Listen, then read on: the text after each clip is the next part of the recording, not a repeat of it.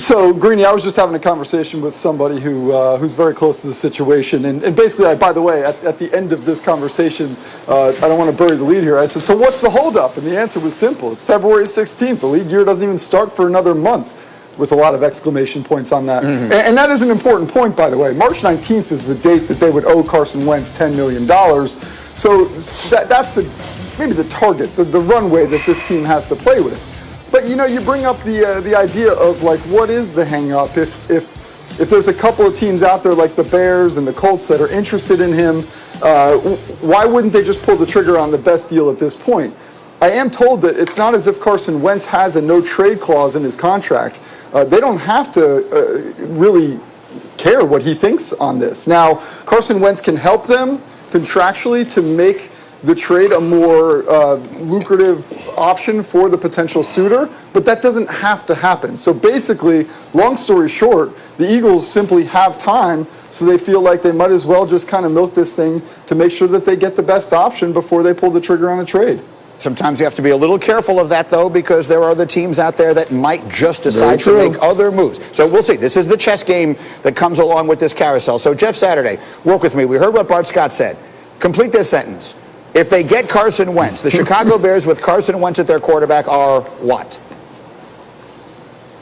A playoff team. Chicago Bears, that's it. Like, they're not Super Bowl contenders, absolutely not. Like, listen, this team has a lot to improve on. I don't think Carson Wentz pushes them over the top. I mean, when you talk about what Darlington's just talking about, the Colts versus the Bears and what that looks like, listen, man, the Chicago Bears, defensively, you have their defensive coordinator who's leaving, he's retiring. They have an offensive line that was just average. They have a running back who played above grade. But it's not like Mitchell Trubisky. I mean, you bench Mitchell Trubisky because he wasn't good enough. You bring in Foles. There's too much stuff going on here with Nagy, this whole organization. I'm just telling you, if I'm Carson Wentz, I'm pumping the brakes on the Bears. It's not like they've made these offensive steps. They've regressed every year offensively in Chicago since Nagy has been there. So if you're Carson Wentz, beware on this situation. I know he didn't have a whole lot to say, but I'd say what I could for sure. Yeah, that's to Darlington's point. Yeah. Unlike Deshaun, he doesn't have a no-trade clause, so he really doesn't have control over the situation beyond whatever actions he might be able to take. Marcus, I'll give you the easier and fun one. What are the Indianapolis Colts with Carson Wentz as their quarterback?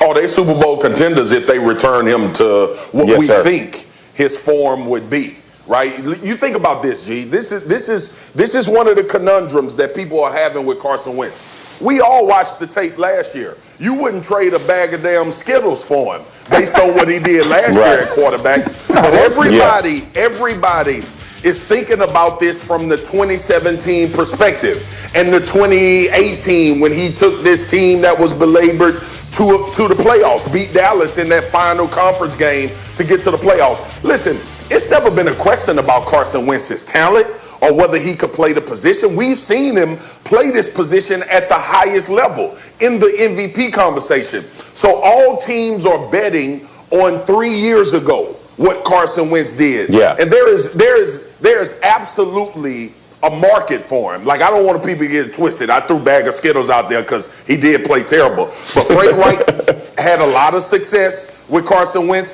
DiFilippo has been promoted in Chicago, had a lot of success. Indy is a Super Bowl run team. Chicago, I'm with Jeff, becomes a playoff football team. So if Indy is in the position to get him and Frank Reich knows him like we know he knows him, then Indy is way better at the quarterback spot than they were last year, even with Phillip Rivers. Go ahead, Jeff. Yeah, the one issue I would talk about with Carson Wentz and the Bears as well is I feel like leadership is an issue in Chicago, right? It's almost a vacuum, especially offensively. Defensively, they may be sewed up, but offensively, you're asking Wentz to come in and bring a leadership quality to this football team and step in as opposed to Indianapolis. You walk in, you have strong voices throughout the locker room. Offensive line, strong voice, right? Running back has new and upcoming strong voice. Defense is locked in. The maniac, Darius Leonard, what he says says. So you have a lot of strong personalities. That nucleus is better. I think to Swagu's point, man, you walk into Chicago, I know they backed into the playoffs this year. You might be a playoff, but you're asking a lot of a guy who's trying to overcome his own reputation at this point to leave that locker room. Yeah. A very good point. Yeah, the Bears need a savior. That might not be the right role for Carson Wentz at this particular moment. All right, next up on the quarterback carousel, and this is a good one, is Dak Prescott, because this is the one that will not go away. You know what happened. He played an injury-shortened season in 2020 on the franchise tag and somehow still managed to have his leverage skyrocket. But now, Dak and the Cowboys remain at a stalemate on a long-term deal. And yesterday, here on this program, Mike Tannenbaum floated the sign-and-trade idea. Trade him to the Bears for 3 first-round picks. You don't think Matt Nagy and Ryan Pace would give up 3 first-round picks to have a young franchise quarterback in Dak Prescott? So I agree with you. The best way for them to cut their losses today is to try to get 3 ones for Dak and start all over again, because you have an aging running back in Zeke Elliott that's getting paid too much. You lost good young players, so you might as well start over now. You can't win with Andy Dalton. I think it's a great idea. Okay, and so what he's referring to was this thing that I floated, and let me bring my former Cowboy into the conversation here, Marcus Spears. Jerry Jones, there's just really no nice way to say this, has screwed the situation up so badly, has put himself into a position where it is going to be so expensive to keep Dak Prescott that right now, realistically, the best thing they can do is sign and trade him and rebuild. Because even with him, they're a bad team. They're not a Super Bowl contender or anything close, even with him. And it'll cost them $90 million to assure themselves of keeping him the next 2 seasons and him not walking away for absolutely nothing. So the best option right now for the Cowboys, as much as I think he's a great player, Marcus, is to sign and trade him and start all over again. Gee, I hate to agree with this because I'm a fan. And I love Dak Prescott. And I want Dak Prescott to be the quarterback for the Dallas Cowboys. But to your point, and to Tannenbaum's point, we are not here if we not sitting here for 3 years talking about this. We don't have these type of things come up about franchise quarterbacks if we're not having these same conversations year in and year out. And G, to that point, I don't think it's a bad thing.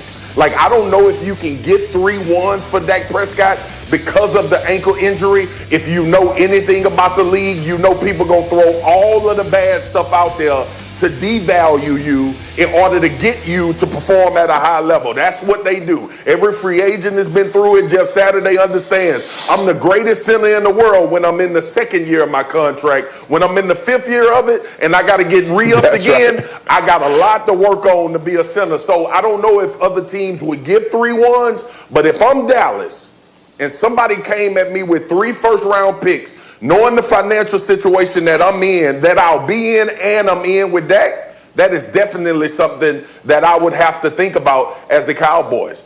Yeah. And that breaks my heart because he the only chance we got, man. It is. It's understandable.